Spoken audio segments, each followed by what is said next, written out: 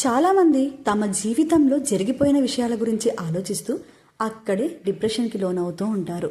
నేను అలా చేయకుండా ఉంటే బాగుండేది, ఇలా జరగకుండా ఉంటే బాగుండేది, అప్పుడు అలా మాట్లాడకుండా ఉంటే బాగుండేది, అక్కడి నుంచి రాకుండా ఉంటే బాగుండేది అంటూ ఏదో ఒక పాస్ట్ టెన్స్ గురించి ఆలోచిస్తూనే ఏదో తెలియని ఒక డిప్రెషన్లోకి లోనైపోతూ ఉంటారు.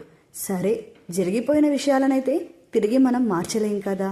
ప్రెజెంట్ వాటిని అనుభవాలుగా తీసుకొని ఫ్యూచర్లో ఇలా జరగకుండా ఉండడం కోసం ఏం చేయాలి అని ఆలోచిస్తే హ్యాపీగా ఉంటారు కదా.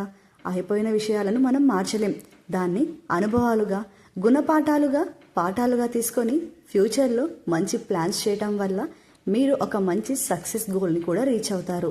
కాలిపోయిన ఆకుల గురించి ఆలోచిస్తే ఈ పచ్చదనాన్ని, ఎండిపోయినటువంటి భూమిని చూస్తే ఈ ప్రకృతిని ఇంత అద్భుతంగా మనం చూడగలమా చెప్పండి.